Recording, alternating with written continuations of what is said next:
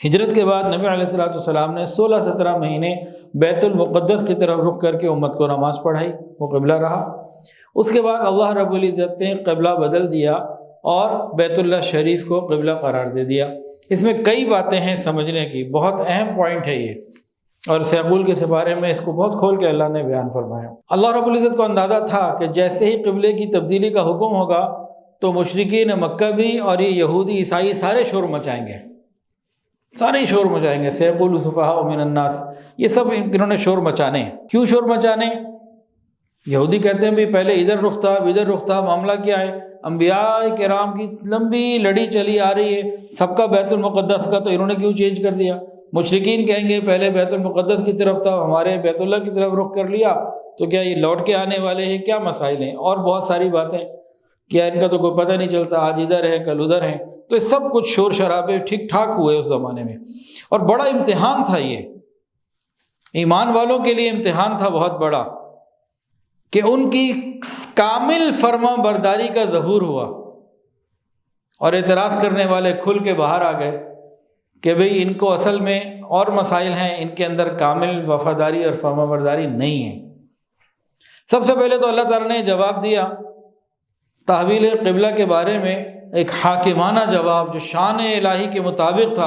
ارے بھائی، قل اللہ المشرق والمغرب یہدی من یشاء الی صراط مستقیم اینما تولوا فثم وجہ اللہ لیس البر ان تولوا وجوہکم قبل المشرق والمغرب۔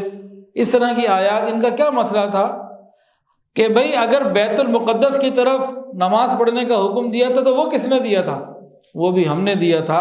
اب ہم اس کو منسوخ کر کے ادھر کہہ رہے ہیں تو یہ بھی ہمارا ہی حکم ہے، اصل ہمارا حکم ماننا ہے، تو اصل ہم ہیں، ہمارا حکم اصل ہے، تم ہماری حکم کی تابع داری کرو، کسی چون چرا کی کوئی اجازت نہیں، جدھر منہ کرو گے ادھر اللہ کو پاؤ گے۔ ایک تو یہ حاکمانہ جواب اللہ نے عطا فرمایا۔ دوسری بات، امت کا ایک تشخص ہے، اللہ تعالیٰ چاہتے تھے کہ یہ ثابت کر دیا جائے، سمجھا دیا جائے کہ ایک مستقل امت ہے، اس کا کعبہ بھی اپنا مستقل ہے، قبلہ بھی مستقل ہے، اس کی ہر چیز مستقل، اپنی تمدن، ہر چیز اپنی ہے، یہ دوسروں کے ساتھ سلسلہ ان کا نہیں ہے۔ ایک اس کے اندر یہ حکم بات تھی۔ تیسری بات، اللہ اکبر، اللہ کے محبوب کی خواہش تھی، نبی علیہ السلام کی تمنا تھی کہ بیت اللہ شریف قبلہ بن جائے۔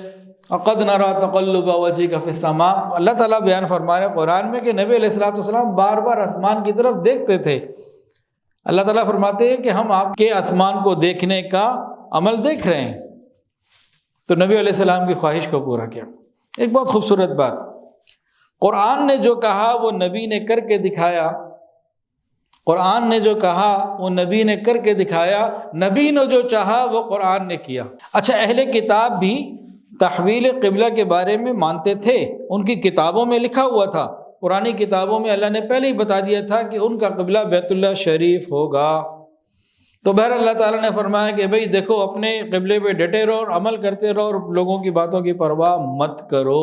ویڈیو کے نیچے سبسکرائب کے بٹن پہ کلک کریں، بیل کے آئیکن پہ کلک کیجئے تاکہ ہر نئی ویڈیو کی نوٹیفیکیشن آپ کو مل جائے۔